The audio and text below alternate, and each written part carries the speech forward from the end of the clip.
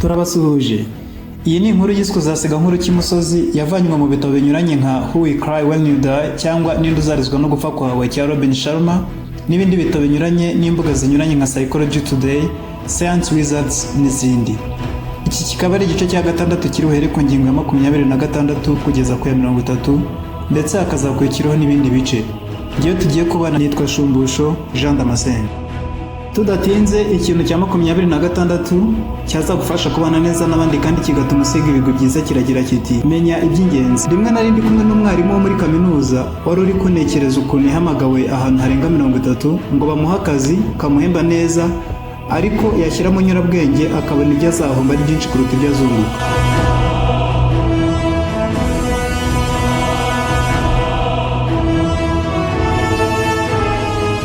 Mu gitabo The One Thing cyangwa ikintu kimwe gusa cya Gary Keller nakuyemo ibinyoma 5 bikomeye umuntu ahora yibwira, ari byo kwibeshya ko ibintu byose binganya agaciro, ikinyoma cyo kumva ko washobora gukora ibyinshi icyarimwe, ikinyoma cyo kubaho ubuzima bwubahiriza amahame yose 100%, kwibeshya ko kuba ubishoboye ugomba kubikora, ndetse n'ikinyoma cyo kumva ko gukora ikintu kimwe neza ari bibi. Nuko umuhanga Confucius yavuze, umuntu wirukankana inkwavu ebyiri icyarimwe birangira nta na rumwe afashe. Igakumenya iby'agaciro kabone niyo yaba ari kimwe gusa ku munsi cyaba gihagije kuruta kuba Yakobo wigeze akamana akabura byose.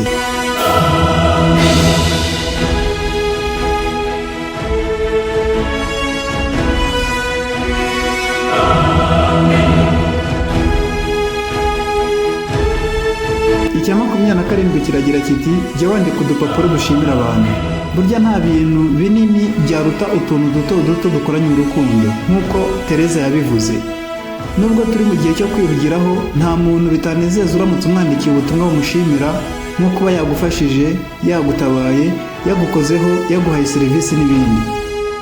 Ku munsi w'amavuko yawe wakwandikira umubyeyi wawe umushimira uburere bwiza yaguhaye, washimira nanone abapolisi bo mu muhanda igihe muhuye, kimwe n'uko washimira abaganga igihe baguhaye serivisi z'ubuvuzi. Uko uvuga murakoze cyane niko abantu bakugirira impuhwe zo kumva bakomeza kugufasha cyane. Icya 28 kiragira kiti jya witwaza igitabo cyo gusoma. Ubushakashatsi bwasohotse mu kinyamakuru cyo muri Leta Zunze Ubumwe za Amerika cyitwa US News and World Report, banditswe ngo ubuzima bwawe uzabutakazamo imyaka 8 yose ufungura ubutumwa butakugenewe, imyaka 2 yose uzayitakaze witaba telefoni zidafite aho zizakugeza hashimishije, ndetse n'imyaka 5 uzatakaza utegereje ku murongo ahantu hatandukanye. Nk'uko tubikesha ubushakashatsi, uburyo bwiza bwo kwirinda akajagari, guhuzagurika no kutita ku bintu ni ukwitwaza agatabo. Mu gihe abandi bazajya baba bari ku murongo bari kwitunganya, uzajya uhuze hari ibizamura ibitekerezo, impagarike, ubukungu, kubana neza n'abandi n'ibindi byinshi uri kwinjiza. Bivuze ngo uko usoma cyane ni kuba umuhanga cyane.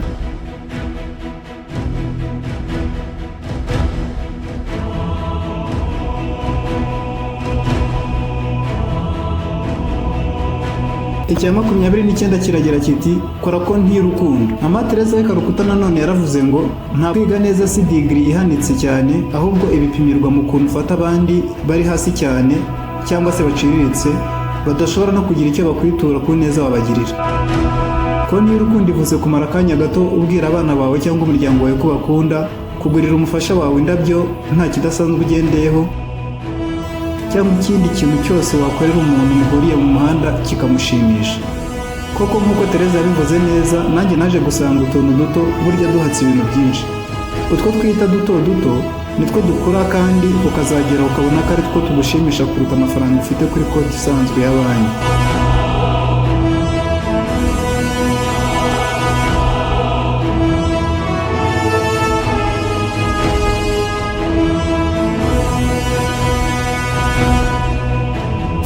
Icya 30 ari nacyo turi busoreze uyu munsi kiragira kiti jya wishyira mu mwanya w'abandi.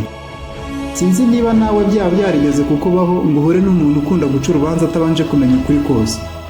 Kera wasangaga ahantu hose nabaga ndi aninjye wabaga wihariye ikiganiro, nawe nabitari gucamo nkaba nasebanya cyangwa nkabeshya kugira ngo nshimishe abanyumva. nivugaga imyato cyane ku byo nagezeho n'ubuhangange bwanjye, ariko mugenzi wanjye wundi yagira ngo nawe avuge nkamuca intege numvikanisha ko we atakugeza ku byo nagezeho, mbese ugasanga ni njyewe hari ikiganiro.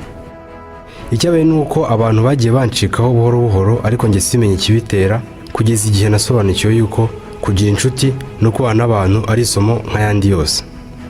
Icyanteraga ibyo byose ni uko nari nsobanukiwe ko mu buzima ibikorwa bivuga kuruta amagambo. Ugomba guharanira kugaragara neza ku nshuro ya mbere ubonanye n'abandi kandi ukicisha bugufi. Niba wifuza kumenya kuvugana n'abandi cyangwa se kumenya kuganira, ugomba kubanza kumenya kumva iby'abandi mbere, hanyuma ukagira n'ubushobozi bwo kubaza ibibazo byiza bagenzi bawe bishimira gusubiza. Kandi niba mugenzi wawe ari kukuvugisha, ni byiza kumureba, ariko ikibabaje ni uko usanga benshi iyo bavugana n'abandi usanga birebera muri telefone cyangwa se basa n'abatabyitayeho. Uretse ko umuntu yatekereza ko wamusuzuguye, binagaragaza ubushobozi buke bwawe bwo kutita ku byo uba urimo. Si byiza rero kuvugana na mugenzi wawe umwibutsa intege nke ze cyangwa se ibibi yakoze cyangwa ibihe bibi yanyuzemo. Bishobora kumutera ipfunwe akagusubiza, ariko ikibikurikira nawe uracyumva. Akenshi kubwira mugenzi wawe ngo ibyo si byo, usanga bimurebamo kumva ko upfobije ubumenyi bwe, ko umusuzuguye cyangwa ko umutesheje agaciro. Ahubwo niba wumva umuntu avuze ibintu bitari byo, ukwiriye guhita uvuga ngo ibyo ni byiza, ariko natekerezaga ahari ko niba nibeshye mu musore bimeze gutya na gutya, reka noneho tugenzure turebe ibyo ari byo. Mu yandi magambo, gukoresha ijambo nshobora kuba nibeshye cyangwa se reka tubigenzure turebe, bishobora gukora ibitangaza. Kunguka inshuti rero ni ikintu gikomeye benshi muri twe bananirwa, cyangwa se nizo dufite ugasanga zibaho ari ukutwihanganira gusa bitewe n'impamvu nyinshi zigiye zitandukanye. Muri iki gitabo twavuzemo ingingo nyinshi zagufasha kubona inshuti, yaba amagambo, ibikorwa cyangwa se ikindi wagirira mugenzi wawe. Ujye ubanza wibaze uko wamererwa ari wowe babigiriye. Nizere ko ntazongera kumva rero witaka wibasiye bagenzi bawe, utanga amategeko y'urudaca, udakwirwa ku ijambo. Muri iki gitabo Who Will Cry When You Die cya Robin Sharma, igice cya 6, twababwiye ibintu 5 by'ingenzi byazagufasha kubana neza n'abandi kandi bigatuma usiga ibihe byiza, ariko muri make ni bikurikira. Icya 26 cyavugaga ngo ugomba kumenya iby'ingenzi kuruta ibindi. Icya 27 cyagiraga kiti ugomba kujya wandika udupapuro dushimira abantu, ukaduha abantu uhuriye nabo, waba abuzi cyangwa utazi, ukabashimira ku bw'ibikorwa byabo, ineza yabo cyangwa ibindi bintu bamariye isi. Icya 28 ugomba kujya witwaza igitabo cyo gusoma.